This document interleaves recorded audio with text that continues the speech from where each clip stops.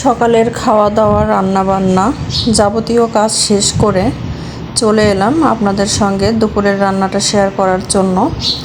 তো আমার ফ্রিজে বেশি সবজি ছিল না, বেশি বলতে ছিলই না, শেষ হয়ে গিয়েছিল, শুধু ঝিঙেটাই ছিল আর একটা বেগুন ছিল। তো সেটাই আমি রান্না করছি।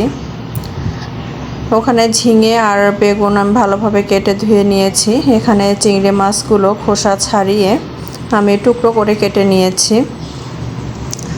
এখানে কড়াইয়ে পেঁয়াজ মরিচ আমি ভেজে নিচ্ছি।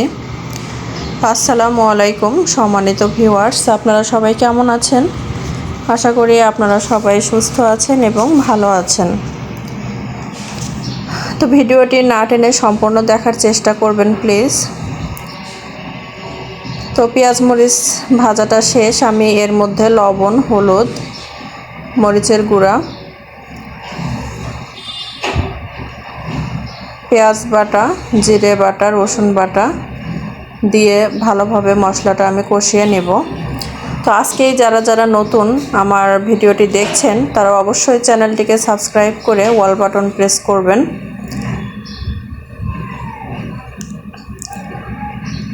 আর যারা অলরেডি আমার চ্যানেলটিকে সাবস্ক্রাইব করেছেন তাদেরকে অসংখ্য ধন্যবাদ। আমার ভিডিওগুলো দেখছেন, সাপোর্ট করে যাচ্ছেন। তো আমার মশলাগুলো কষানো শেষ, আমি এর মধ্যে এখন চিংড়ি মাছগুলো দিয়ে দিলাম। চিংড়ি মাছটা কিছুক্ষণ আমি কষিয়ে তারপরে ওর ভেতরে সবজিগুলোও আমি দিয়ে দেব।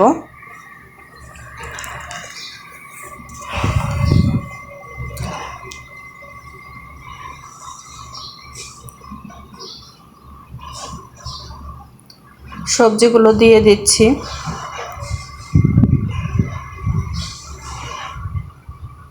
সবজিগুলো এখন আমি ভালোভাবে কষিয়ে নেব।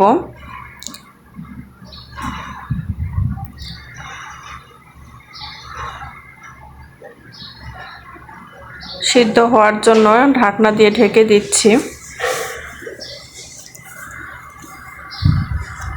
ভিডিওটি কেমন লেগেছে অবশ্যই জানাবেন। আর যারা নতুন বন্ধু হবেন, আজকে প্রথম আমার চ্যানেলটিকে সাবস্ক্রাইব করবেন, তারা অবশ্যই একটা টেক্সট করে যাবেন, কমেন্ট, যেন আমি শুধু বুঝতে পারি তাহলেই হবে। সরাসরি সাবস্ক্রাইবারের সংখ্যা প্লাস লাইকের সংখ্যা এগুলো বলার দরকার নেই।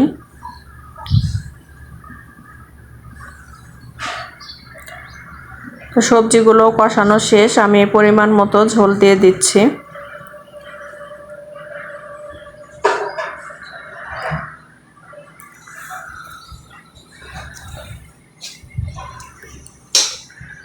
জাস্ট আমি বুঝতে পারলেই হবে, তাহলেই আমি প্রায় 24 ঘন্টা পর ইনশাল্লাহ আমি আপনাদের চ্যানেল ভিজিট করব এবং আপনাদের পরিবারের সদস্য হয়ে যাব।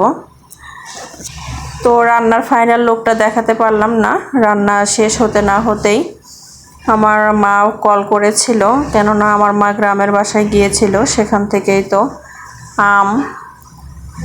গ্রাম থেকে আসার সময় আসলে যে জাতীয় জিনিসগুলো আনা হয় সেগুলোই।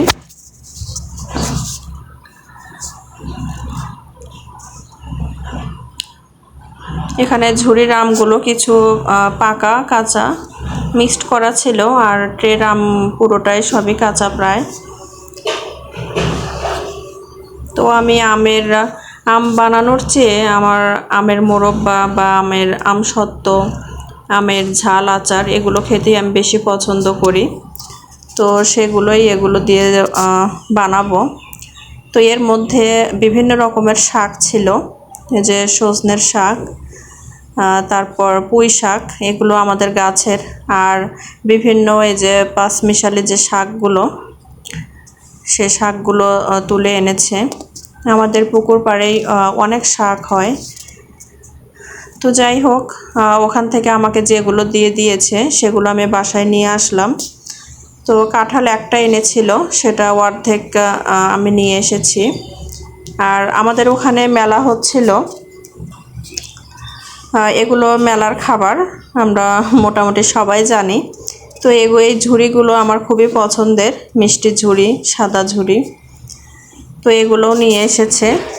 আসলে যা এনেছে সবই অর্ধেক। আমার মা অর্ধেক রেখেছে, মা বোন, আর অর্ধেক আমাকে দিয়েছে। তো এই তো এখানে আম আর এখানে শাক।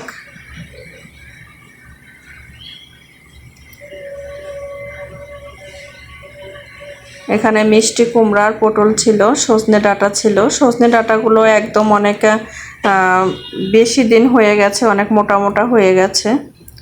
তো এই সব শাকগুলোর আমি নাম জানি না। তো যাই হোক, শাকগুলো আমি এখন ভালোভাবে বেছে রেখে দেব। আজকে আর কিছু রান্না করব না, যেহেতু রান্না হয়ে গেছে। বিভিন্ন রকমের শাক একসঙ্গে ভাজি করে খেতে কিন্তু দারুণ লাগে। তো যাই হোক, আমি এক এক করে সব কিছুই গুছিয়ে নিচ্ছিলাম। এখানে ঝুড়িগুলো আমি বয়ামে রেখেছি যেন অনেক দিন মুচমুচে থাকে। ঝুড়িগুলো আমার অনেক পছন্দের।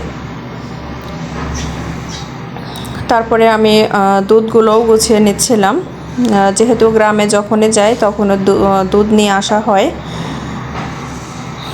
তো 12 কেজি দুধ এনেছিল, সেখানে 6 কেজি আমি নিয়ে এসেছি। তো সবাই সুস্থ থাকবেন, ভালো থাকবেন। আর ভিডিওটি কেমন লেগেছে অবশ্যই জানাবেন। পরবর্তী ভিডিও দেখার আমন্ত্রণ জানিয়ে আজ এখানেই শেষ করছি। আল্লাহ হাফেজ।